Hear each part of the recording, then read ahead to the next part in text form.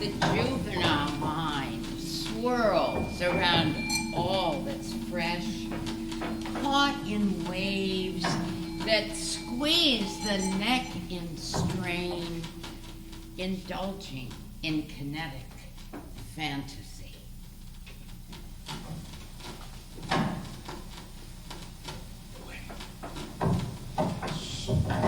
Confined to compact walls, my feet hurdle with potential, moving with silent mastery. And if the walls don't tell, none will.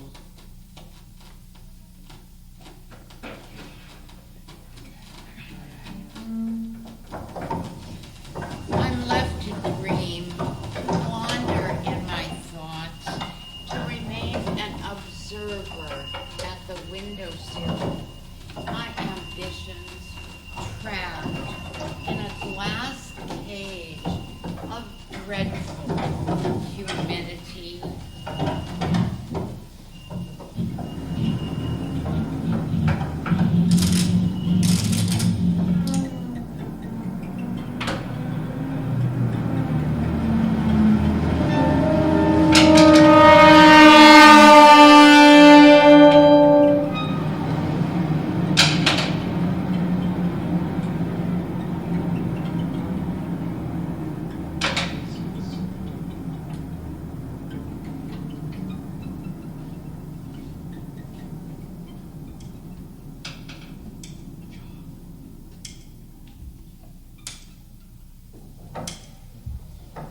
And you, unsuspecting, feel for me almost a loneliness. But sensations assure me. There's thunder in my ears and insects crawling up my side. There's a room promising safety by smothering growth. Bliss is but bliss, and breath but breath. Movement I can feel, but cannot see. So, for now, I watch them run in animations.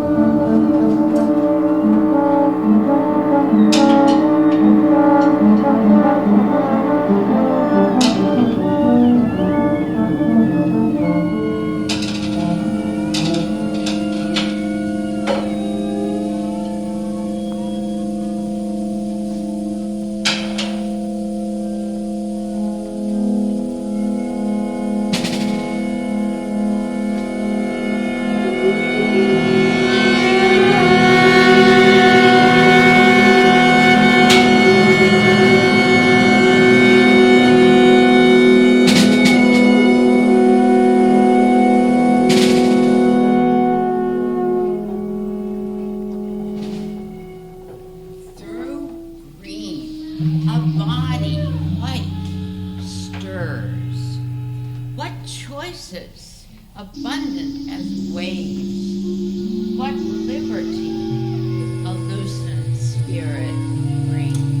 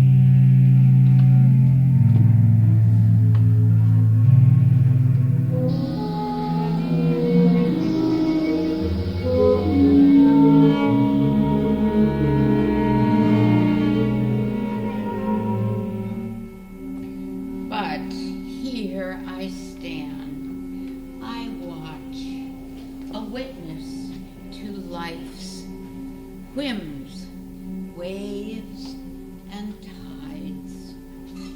Should I remove my envy from the flame? Should I mind the monotony? I should fail. What poverty! I become privy to delicate particulars, the ingredients of existence that others can't bother to detect. That is why I am God's appointed observer. I can see the waves in dense layers of wool, languid movement, clear upon my inspection. Feel the wind's heartbeat in summer's pulse.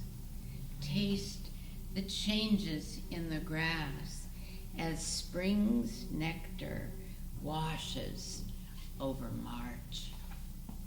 I learn to swallow envy.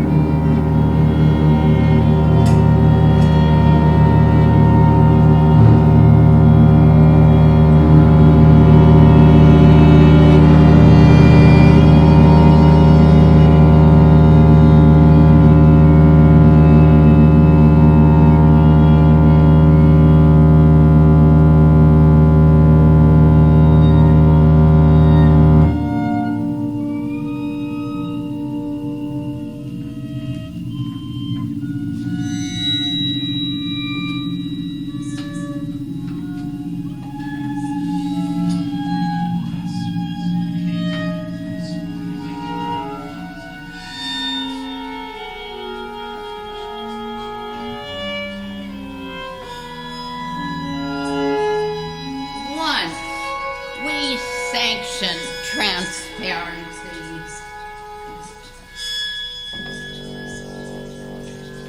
I admired your passion. I indulged your promises to explore vast canyons. But those canyons were craters, ragged, suffocating. You left me stranded in places unthinkable to me.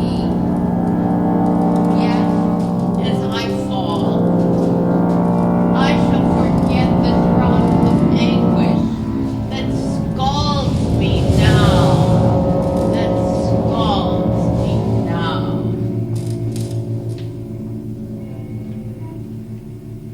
I found myself in tepid water, sinking into stillness. I focus on movement, dreaming of currents that could twist my legs, contort, squeeze, inflate pressure into my chest until a final, clear intake.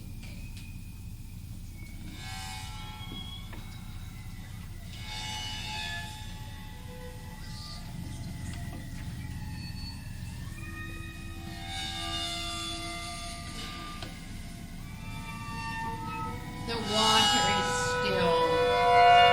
My body creates first calm. I swim to the nearest shore. Something drops together in an attempt to ignite your fervor. Where has it gone?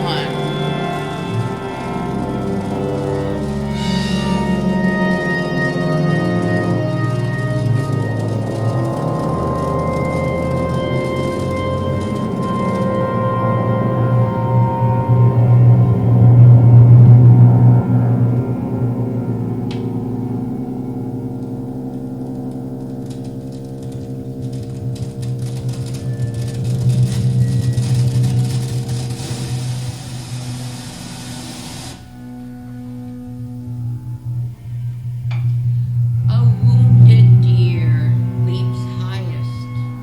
'Tis but the ecstasy of death. I find myself in thrashing water, high tide. The current recedes far back into its body. But instead of detonation, we meet silence, disturbed stillness.